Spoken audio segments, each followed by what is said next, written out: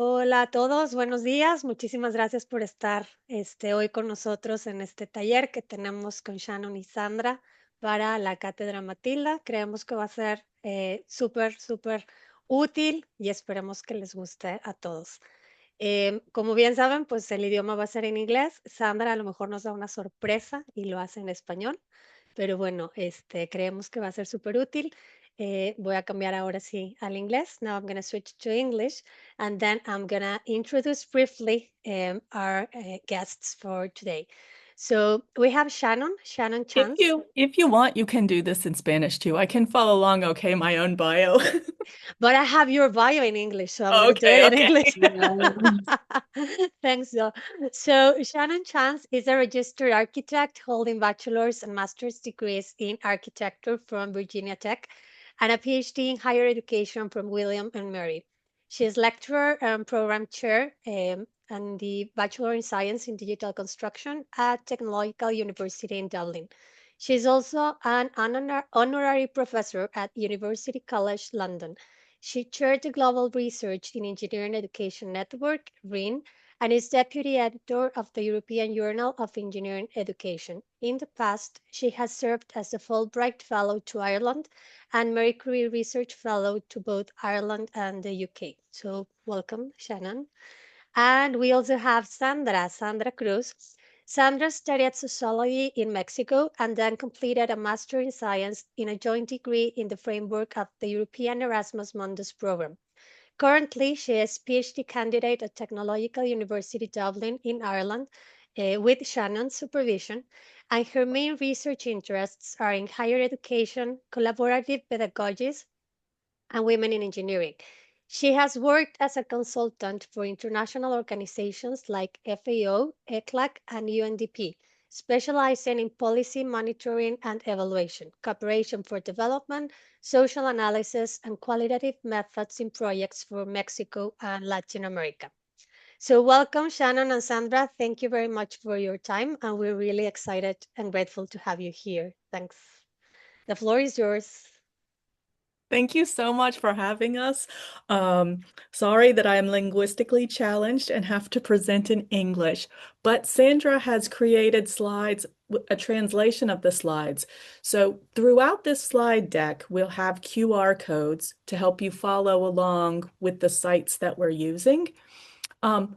If you use this first QR code, it will download for you a document that shows all of the slides and also a Spanish translation of them. So thanks to Sandra for that. Can we get a quick idea of who's in our audience?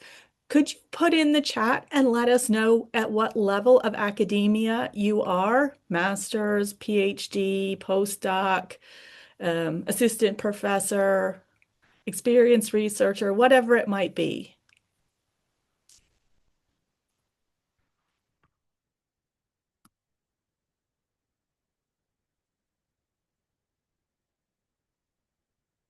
So in the chat box, if you could type something about your academic level, that would be very helpful to us. PhD, great. Patricia, thank you.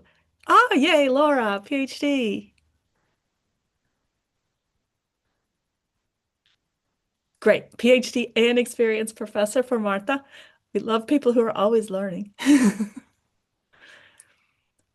So we want to know this so we have a good idea of which programs you might be interested in. Hi, Nicole, chemistry engineering, recently graduated. At what level, Nicole? A bachelor's? Great. Planning ahead, that's great. So Sandra's information about the master's level funding will be helpful. I knew it, Sandra. I knew it. Okay, that's all very helpful. Now, can you tell me, you can keep writing if you're working on something for me, but if you've already answered and you want to give another answer, have you thought about going someplace else into the world to study? And if you have, where might that be? Where would you want to go as a on a fellowship or a grant?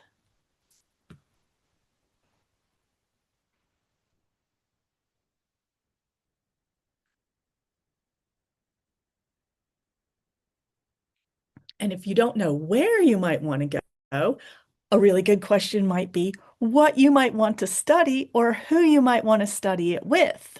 So you could answer any of those questions. Where might you want to go? Who might you want to study with, like what university or specific scholars, and or what kind of topic might you want to study at your next level?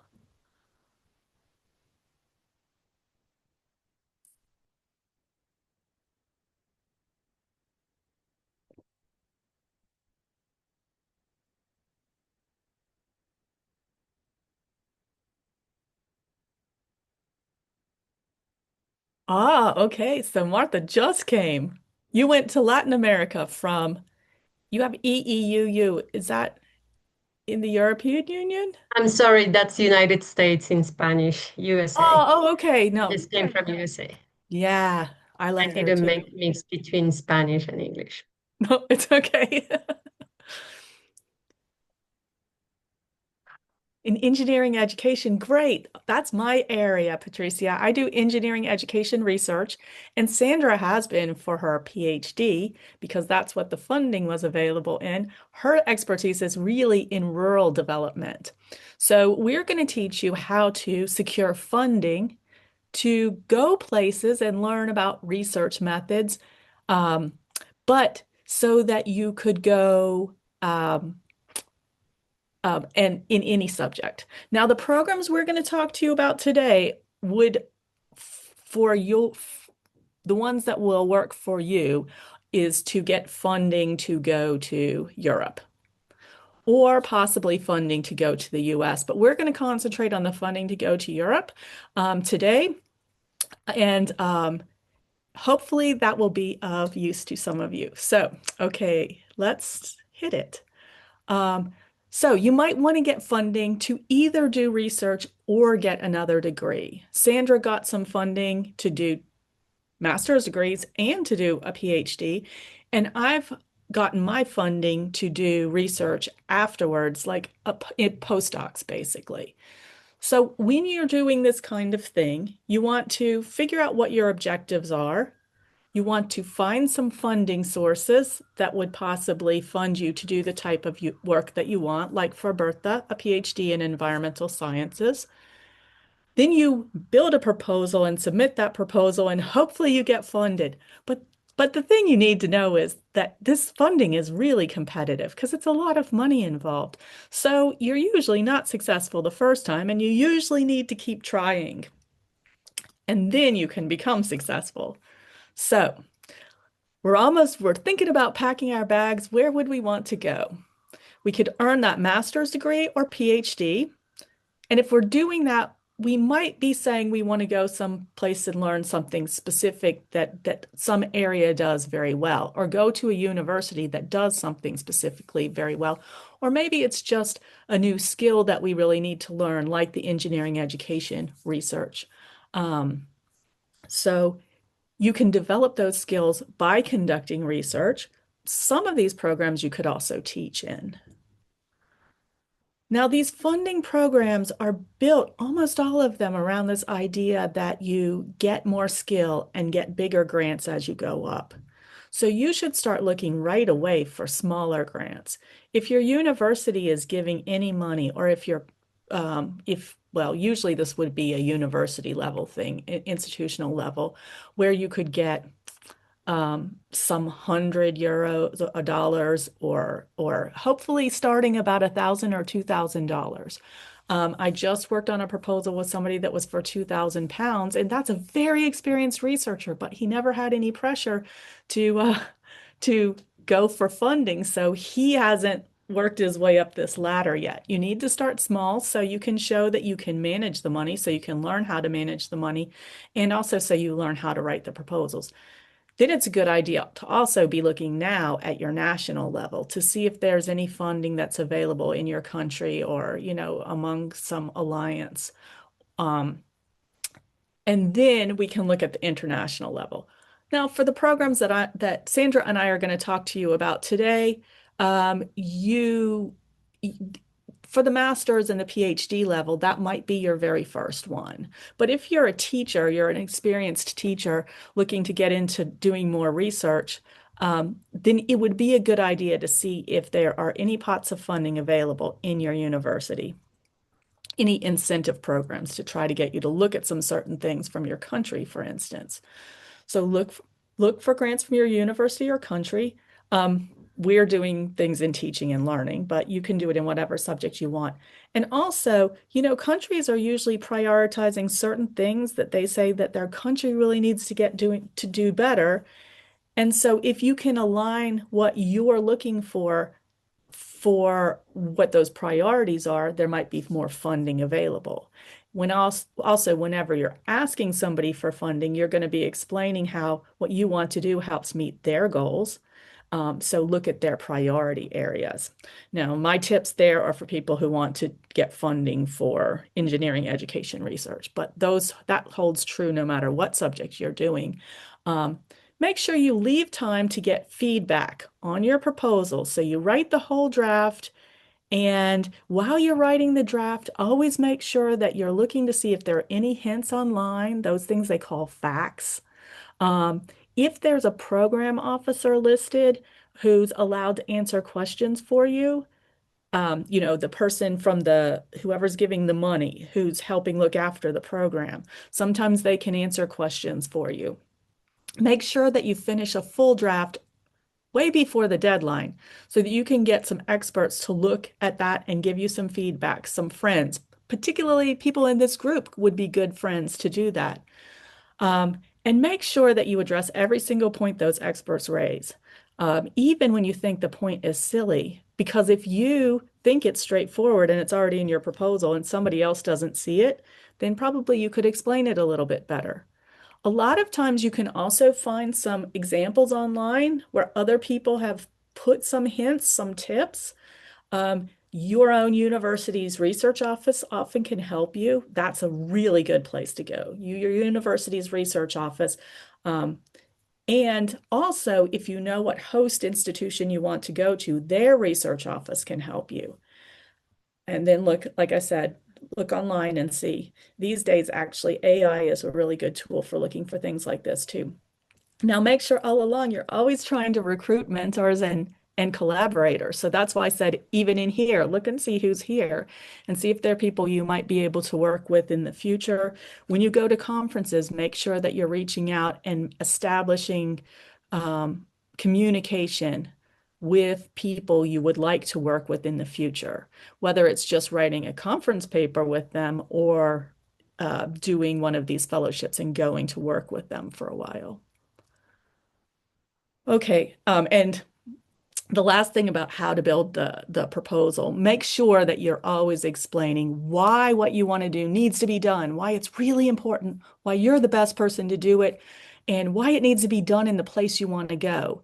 You're trying to show that you have all the capacity, capability, and enthusiasm to do this project, and your host is a really great place to help you do it.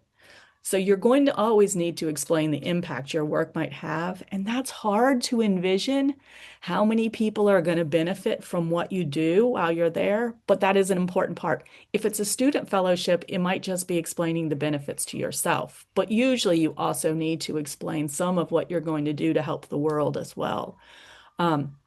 You'll usually need to explain your work plan and how you're going to implement that work plan. So that's things like saying, what kind of tasks will I do on the way? What would the objectives of my work be? What kind of budget would I need? A lot of times the budget for individual fellowships like we're looking at right now will be fixed. Like they say, for every one person we pick, we'll give you this much money. But you will often have to show them some of your milestones, your deliverables. And it really matters that you use your space well, because usually they give you a very limited amount of space because they're going to pay experts to read your proposals and score them. So they don't give you enough word count to really explain everything. So you end up writing more and then trying to squeeze it down.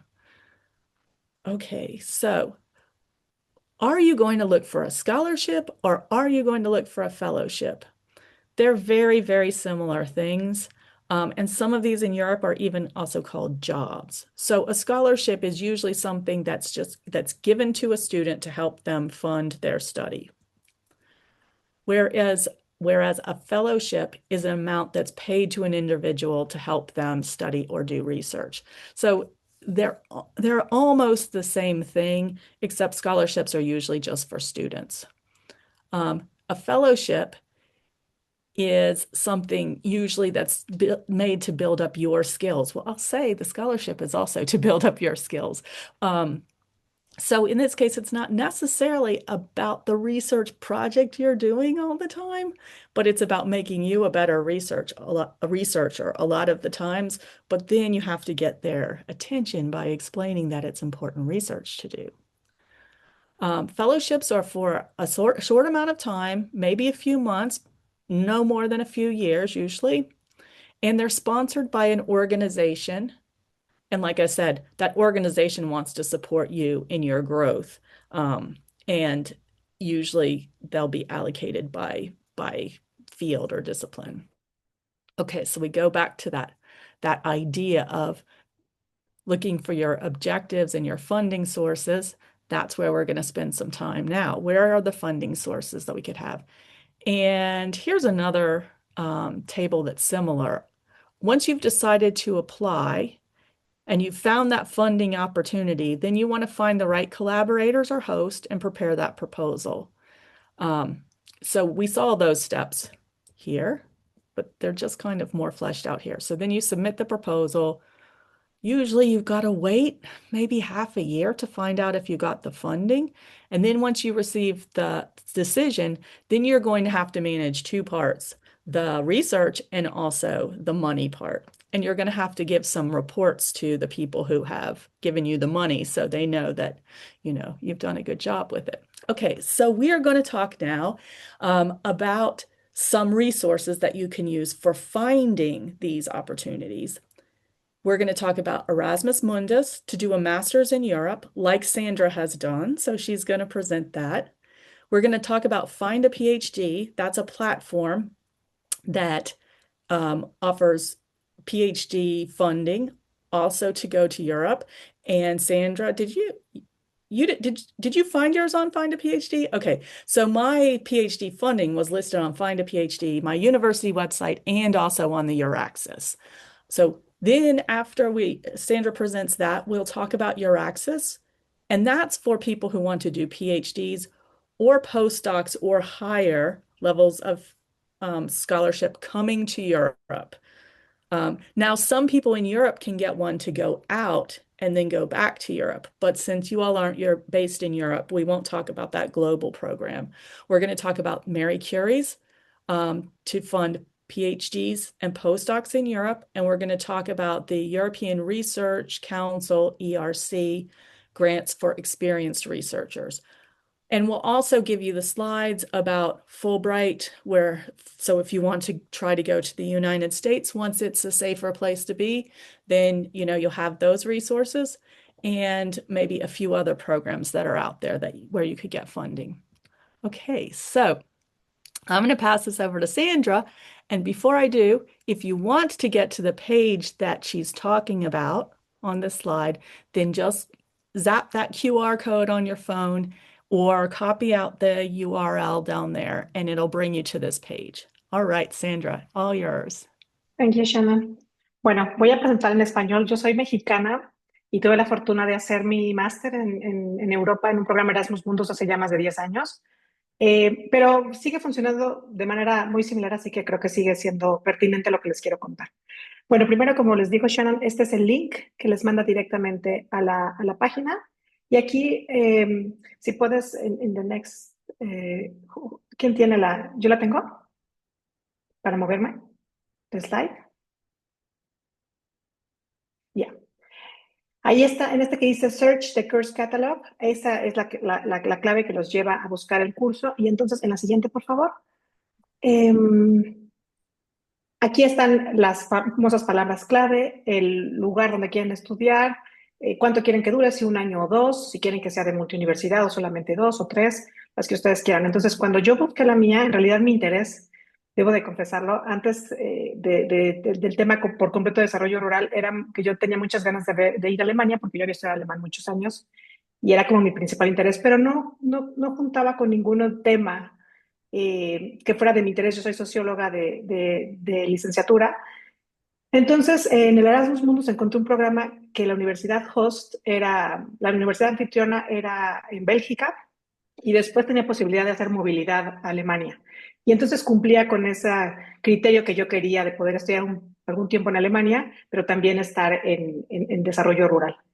Entonces aquí les invito a que revisen y además a que estos van cambiando muy frecuentemente. Entonces, un buen tip es que lo vayan revisando cada 15 días porque van cambiando mucho las fechas, se abren nuevos, se cierran otros y es muy útil estar como al día actualizado de qué programas se están abriendo y cuáles son los criterios para ver si los cumplimos. La que sigue, por favor. Y bueno, esto es solamente lo que te da, este es el programa que yo estudié en aquel momento, te da un resumen, te dice en qué universidades están participando y entonces uno ya puede planear la movilidad de acuerdo a los intereses de uno y a las propias materias que se van dando en cada curso. Si uno quiere un enfoque mucho más técnico, mucho más teórico, más de métodos de investigación, aquí los puedes ir construyendo conforme a tus intereses de investigación. La que sigue, por favor. Bueno, esto fue respecto al Master Program. Me voy a ir bien rápido porque prefiero que escuchen a lo que Shannon tiene que decir después, pero aquí estamos por si tienen alguna duda y con mucho gusto les ayudo. Este ya es el siguiente para el nivel de doctorado. Después de hacer el Master, yo regresé a México, trabajé aquí 10 años y después apliqué para irme a Irlanda. Encontré esta oferta que decía Shannon, tanto en esta página como en otra de la universidad. Y aquí mi principal eh, recomendación es que no se dejen guiar por los catálogos estos catálogos que ven de Biology Sciences, Business and Management, porque cuando yo busqué en Sociology, que era mi field, no aparecía casi nada que me interesara. Pero entonces yo abrí mi búsqueda y encontré esto de Engineering Education Research, que en realidad tenía un enfoque bastante de ciencias sociales que pegaba muy bien con mi perfil de socióloga y de métodos cualitativos. Entonces, aunque yo había estado especializándome en otra área, en realidad el trabajo de investigación que se pedía encajaba muy bien con mi formación y con mi experiencia profesional anterior. Y creo que ahí fue donde con Shannon pudimos conjugarnos bien para tanto yo aprender más del tema de ingeniería, de educación en ingeniería, como compartir pues mi expertise ya en las otras áreas de sociología y de métodos cualitativos. Por mí eso es todo y si quieren tener preguntas y respuestas, platicamos más. Thank you, Shannon. So actually, Sandra and I both ended up in engineering education research because the funding was available in that particular area. And we had the basic skills to help make us successful by extending our expertise into that area. I had a PhD in higher education and experience teaching architecture. And Sandra had experience in sociology, and she brought that to our community and really helped us see some things that we were overlooking, I think. So that cross-pollination that these programs are meant to foster is working in multiple ways. One of the things that they require is for you to move to another country. So now we're going to show you the Euraxis website. And most of the funding on Euraxis is requiring mobility. So it means you need to move to a country in Europe that you haven't lived in for more than 12 months out of the past 36 months on the day you apply, on the application deadline day. So that is because Europe wants people moving around and sharing ideas more than the Europeans used to do. And that's why they would fund for Sandra to come shake things up a little bit on that joint master's program, for instance, to come and bring that knowledge from someplace else. And I guess, did you tell them that you also went to China and all the places you traveled while you were working on that? No, I didn't, but it's worth to mention. Es importante mencionarlo. Gracias al Erasmus Mundus, además de estar en Bélgica y en Alemania, que eran los dos países de movilidad donde planeé mi ruta, incluía también ciertos estudios de caso en Eslovaquia y en China. Entonces también tuve la oportunidad de estar allá un mes en cada uno de estos lugares. Y bueno, obviamente regresando a México eso me abrió muchas puertas, ¿no? So for my PhD, funding. I did get nearly 50 applicants. I had a scoring rubric, and one was for, I gave some points for each country you would have done some research or study in. And Sandra took all the points in that. But even if I didn't count those points, she ended up right at the top of the group. For one, she's really good at knowing what to present about herself, so the person who has the funding can see a good match. But then she's just also a really exceptional scholar. So we all want to get to that level that we're exceptional scholars, and she's an inspiration to me and hopefully to you as well. So if you go to this Euraxis website, you will find that there is a button called at the top that's called Jobs and Opportunities. I've checked all these links to make sure they're still working, and I checked them on the phone. Things look a little different, slightly different, but you'll still find jobs and opportunities. And you can also, from there, go down the page and click search for jobs. Okay, it's a little hard to know what's a job and what's an opportunity and what's a fellowship. And the people who are entering the data into the system don't always know either. So it's a good idea to really explore and see what's in there. A lot of times the jobs are the jobs will also be PhD jobs. So Europe considers that if you're coming to do a PhD, that Europe wants you to be seen as a researcher and not a student. Ireland's not very good at that. So Ireland has treated Sandra like a student for the past 4 years. But many of the countries in Europe would actually treat you like you're a staff member and give you full benefits. Okay, so that's something to consider on all of this, because Sandra has had 2 children, almost. Um, she's about to have her second child, and all of that's been in her 4 years of funding, but she didn't get any maternity support from the government for that. She's really a persistent researcher, and so she's able still to finish the PhD in 4 years, even having 2 pregnancies and one 3-year-old child now. So in any case, you'll want to consider these kind of things, and you won't always be able to tell from the website if they're going to give you good support on that. But that's when you might want to reach out to me or Sandra and ask us questions like, I'm interested in this country. Do you know anything about the kind of support that they give to researchers? So if you click search for jobs on there, you can do the same kind of filtering that Sandra talked about a minute ago. You can say where you might want to go. Now, you might not know where you want to go, but it might be a good idea at the beginning. You can run your first searches without saying any specific countries, but you'll even get things in China and Asia. You'll get things all over the world now. Everything that has funding from the European Union has to go on there, but a lot of other people are posting their jobs too. So my job at TU Dublin, when it was available, the PhD funding, it went onto this portal. And when I hire postdocs shortly, that they'll probably be listed here. So at first, you might want to start just doing a big one and just say, this is my level. Your researcher profile there, you can say how high up the scale you are. Like if you're looking for a PhD, early career researcher, there are different levels of early career researcher, and the lower one, the number 1, might be for PhD funding, and the number 2 might be for people who have the PhD, and then there might be more expertise up there. So you have to play around a little bit. And then you see when I put in, this was a couple of years ago, when I put in that I was looking for any funding or job offer for Greece, Ireland, or Malta. And then well, I'm not sure actually. I think the search results were, there were 10,000 of them at the beginning because it only shows this one filter. Then when I start putting these filters on, I can make this smaller. Okay, wait a minute here. So here's R1, first stage researcher, as opposed to R2, recognized researcher. And I think the first stage is going to be looking for a PhD, and the second one is going to be looking for a postdoc. So right after the PhD, I think, and then established research will be up higher than that. So once you start adding these and then say run the search, you see, once I've put in all of these things to say where I might want to go and what I am, I end up with only 3.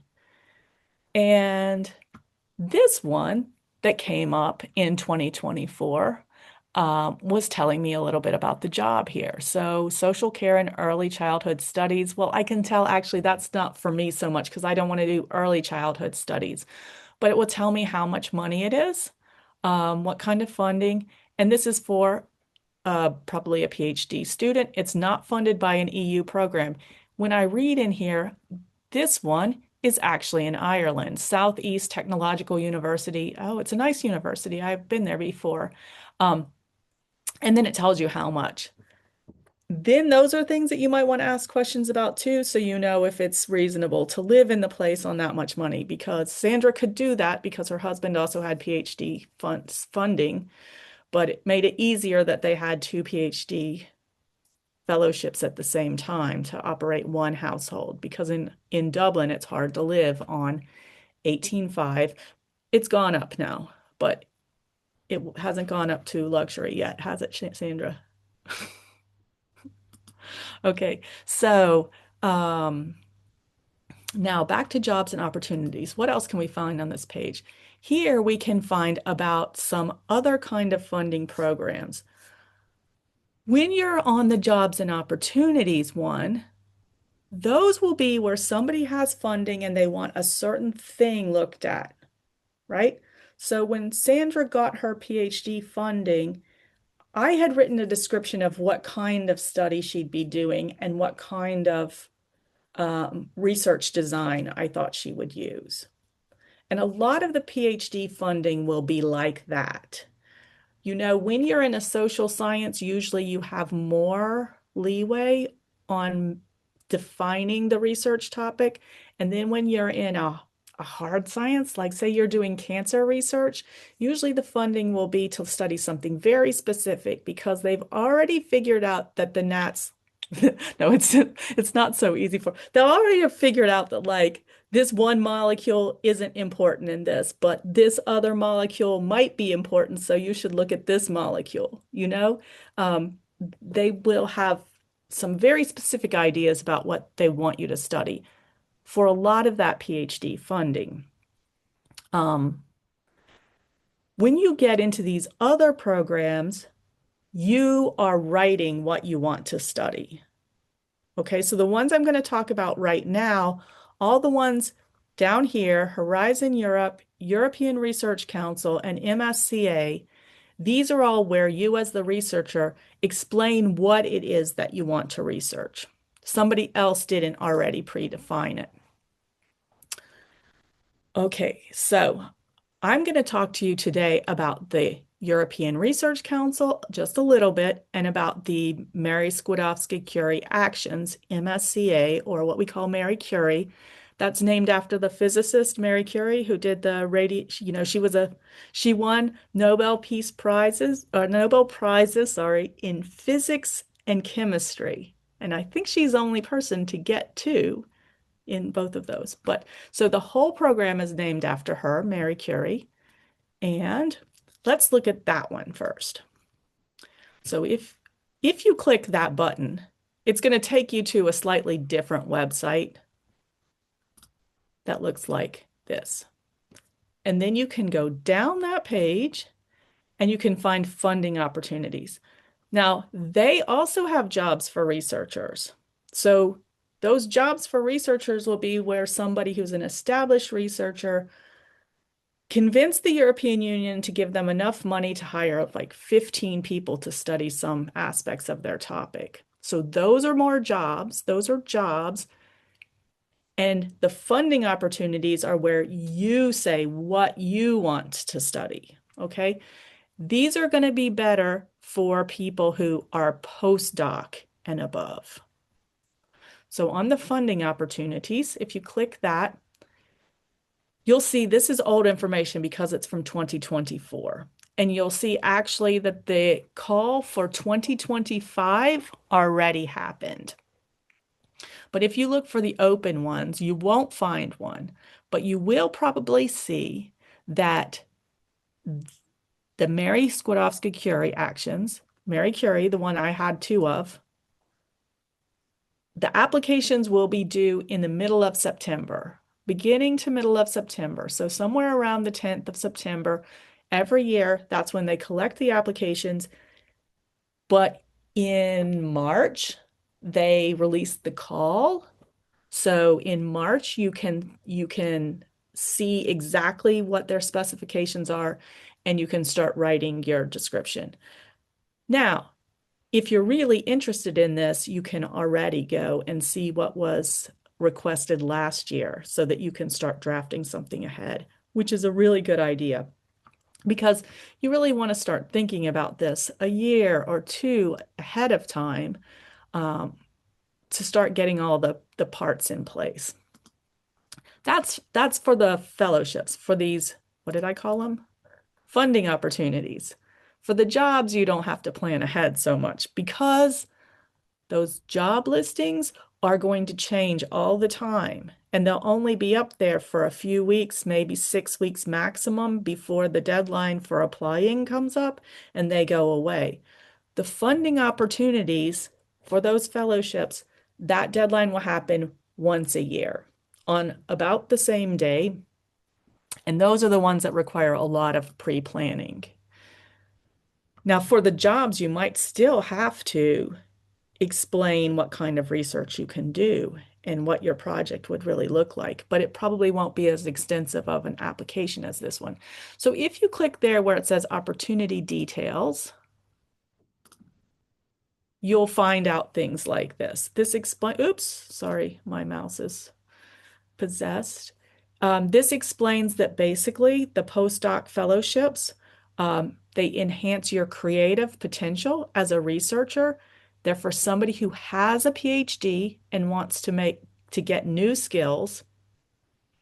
And they should be getting the skills through advanced training, international, interdisciplinary, and intersectoral mobility. Well, you know international, you know interdisciplinary, and then intersectoral is you could include working in industry some or working for an NGO or a government organization. And they're open to excellent researchers from anywhere in the world. And okay, I've talked about the rest of the parts of that. Okay, so we only want to look at the European one because this one's just for people already in Europe. These are open to somebody from any nationality who's willing to come to Europe and come for for 1 year to 2 years. Now, the nice thing is that if you complete the 2 years, you will probably, on this, because it's a very prestigious, well-regarded funding program, the country will most likely be happy for you to stay. So they'll give you a nice visa that lets you stay after you finish. Because Europe wants your talent. They would love for you to come bring your talent.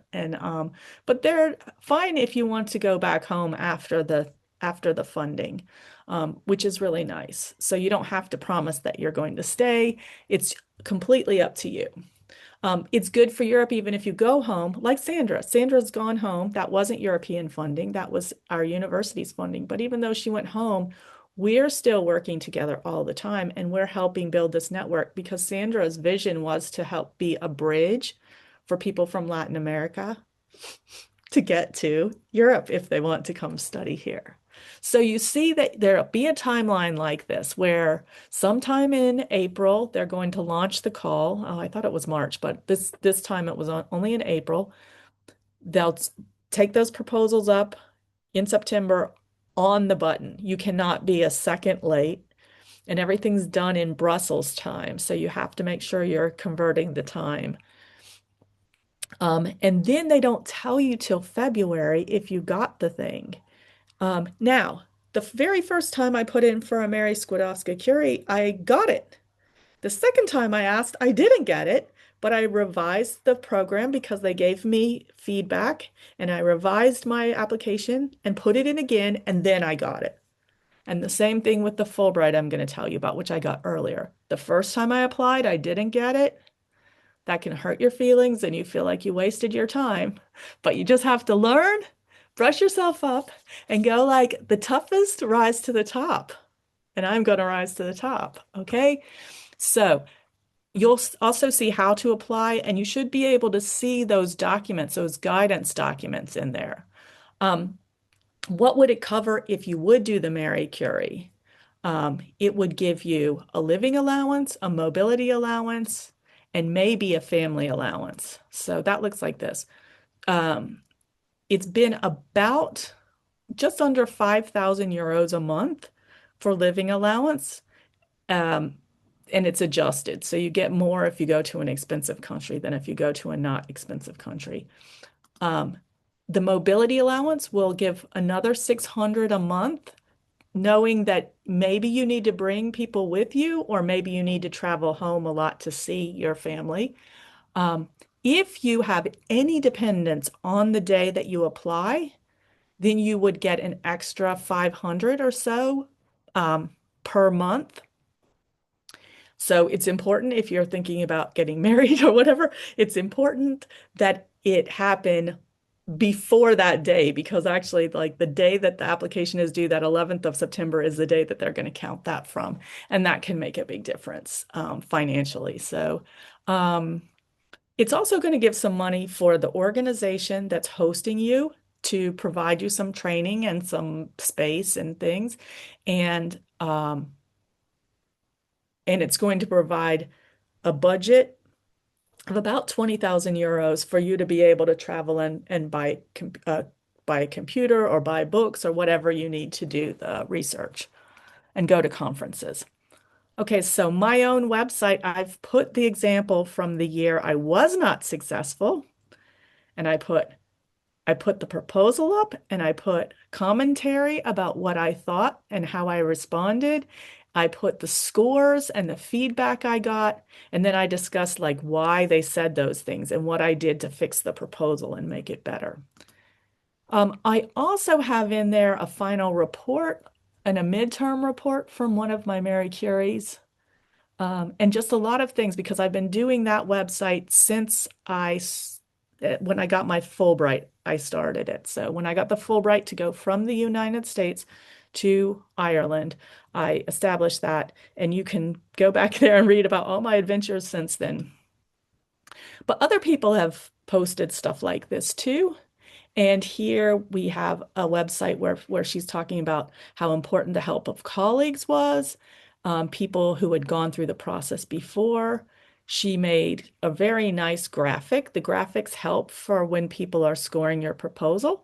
And oh yeah, because we started late. So Sandra's saying we need to do Q&A soon. Okay, so here's some hints, and then I will just say in the slide deck, you'll also be able to see a little more about how to apply. You'll be able to see for more experienced researchers, ERC, but we should do a specific one for you if you're a very experienced researcher. That's above my head to go for an ERC grant. And if you're interested in Fulbright going to the United States, then look through that, and the slides will step you through how to find out about programs, a couple more programs there. And that's it. So you can ask us questions.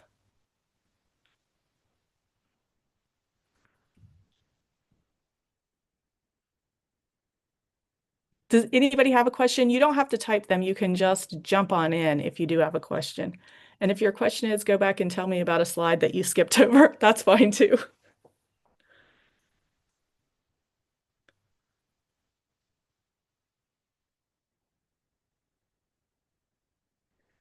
And if you have any questions for Sandra as well, because it might be easier for you to ask in Spanish.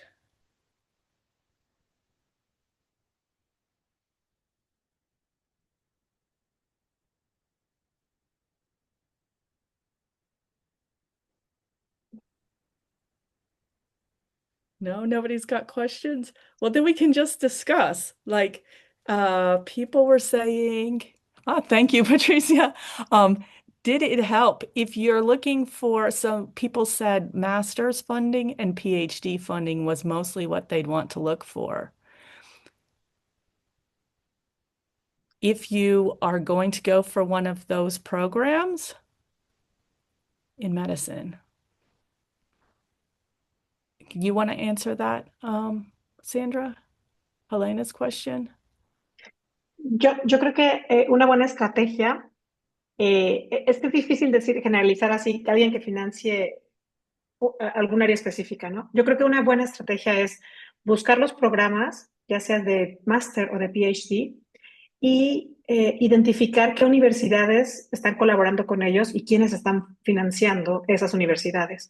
A mí me tocó cuando yo llegué ya a Europa para el Erasmus, darme cuenta que había muchas universidades ecuatorianas que tenían convenio con la Universidad de Ghent, por ejemplo, ¿no?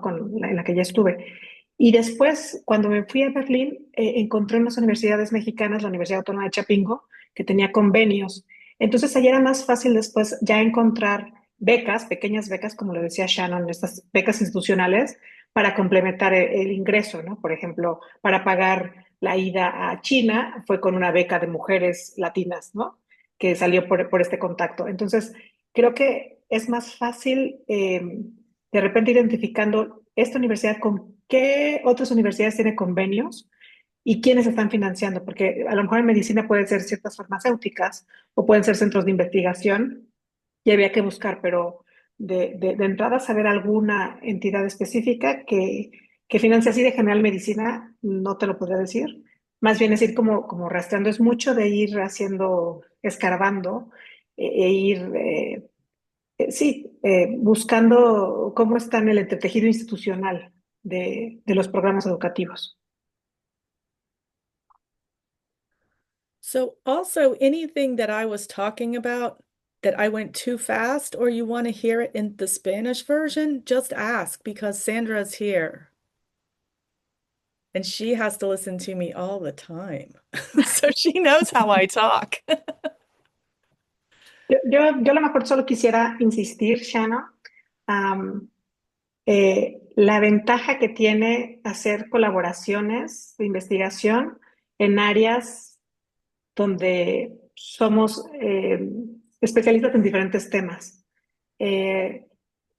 Voy a faltar a mi humildad, pero recientemente Shannon y yo hicimos un paper para una conferencia que es de la Sociedad de Enseñanza de Ingeniería en Europa, y ganamos un paper a mejor research, a mejor investigación, perdón, mi inglés 8, pero lo que insisto con esto es que nos hemos nutrido mutuamente y a veces uno no se atreve, primero por el inglés, no sé si a ustedes, a mí me pasó mucho hace 10 años y todavía en el doctorado que de repente decía, híjole, el inglés me sentía que me frenaba, pero segundo porque yo decía, no es mi área de expertise, yo soy experta en esto, ¿qué voy a ir a hacer ahí? Pero Shannon tomó el riesgo conmigo de decirme, vamos, hagámoslo. Y creo que nos hemos nutrido mutuamente y si para mí hay una lección que aprender del doctorado y de estos intercambios, de estas también,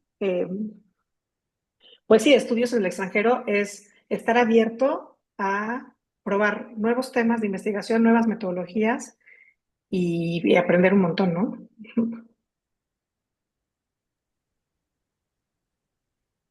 Yo tengo una pregunta, Sandra. Sí, Muchas veces se me acercan estudiantes con estas mismas inquietudes y dicen, yo quiero estudiar en Europa. ¿Por dónde empiezo? ¿Cuáles serían tus primeras recomendaciones, para orientarlos bien? yo la primera recomendación que daría en México tenemos este Europosgrados. Yo fui a ese y a mí me gustó. Yo participé también después cuando ya fui exalumna y ir ahí vas a conocer a exalumnos que participan en sus programas y te van diciendo muchos tips. Y entonces es empezar a tejer la red de quienes ya fueron, cómo lo hicieron, dónde batallaron. Algunos estudiantes, por ejemplo, piden préstamos educativos al Banco de México, ¿no? Que tiene unas tasas de interés muy bajas. Y luego, cuando yo llegué a Europa, pues ahí también te van saliendo nuevas oportunidades, o sea, es tocar puertas, ¿no? Yo creo que lo más difícil es a veces enfrentarse al si tengo la capacidad y si me van a escoger. Yo vengo de escuela pública, yo estoy en la UNAM, entonces mi inglés no era un inglés de un nivel que yo hubiera estudiado desde pequeña, ¿no? Y a mí eso me daba mucho temor, como ir a estudiar a otro país en un idioma extranjero. Y cuando ya superé ese miedo, pues llegué a Europa sin hablar el mejor inglés, ¿no? Pero allá lo aprendes y te das cuenta que todos lo aprenden y ya entonces yo creo que lo difícil es llegar, lo difícil es moverte, mandar el papelito, eso, ¿no? Y creo que ahí sí hace falta mucho el acompañamiento de maestros, creo que es muy importante. Yo tuve un maestro que como que siempre me impulsó mucho como desde entrar a la página web y decir, a ver, vamos a ver, ¿no? Y yo creo que eso es un buen acompañamiento. Pero volviendo al tema concreto, las ferias de europosgrados son buenísimas porque conoces a la gente que ya estudió, que ya pasó por ahí. Ujú. Muchísimas gracias.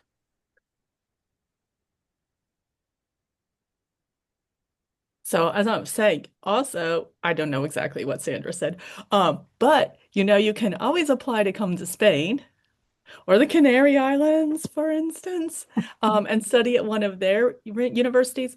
But I also say you'll still have a vibrant social life if you come to a country that is speaking other languages because there's such a community. I mean, Sandra had way more of a social life while she was here than I have in Dublin, and I've lived here since 2012.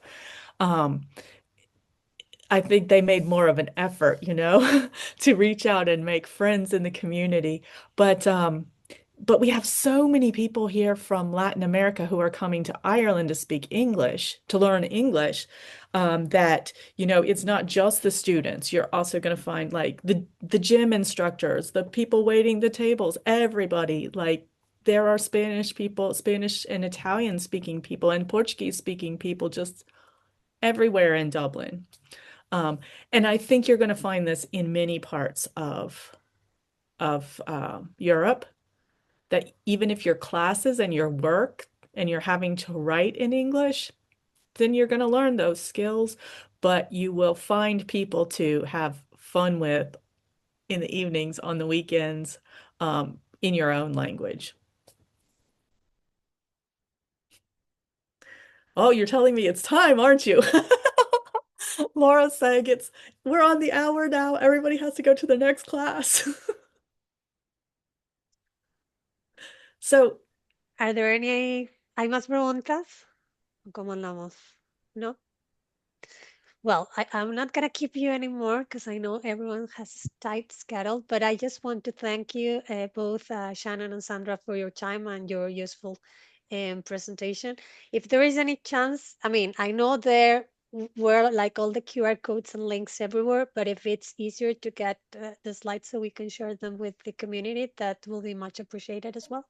sure. So I'll send you the file with the Spanish translation, the one that's on the QR code from the first slide. Yeah, It has everything. every slide pictured, and then it has the what the words are in Spanish as well down the side.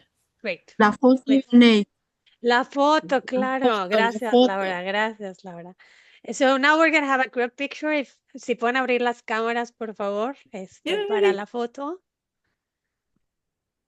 Hola, Rebe. ¿Quién anda por ahí? Milagros. Las que andan por ahí, abran la cámara, Simón. Gracias, Silvia. Rosa, muy bien. Gracias, gracias. Ahí vamos. Entonces, sonrían. 1, 2, 3. Y listo. They might not That's be it. on the screen, right? I'll share it. No, you're on the screen. So I'll share it as well with you. Thank you very much, everyone. Muchísimas gracias y que tengan muy lindo día. Gracias. Gracias. Buen día. Bye. Thank you, Shannon. Bye. Gracias. Thank you. Bye.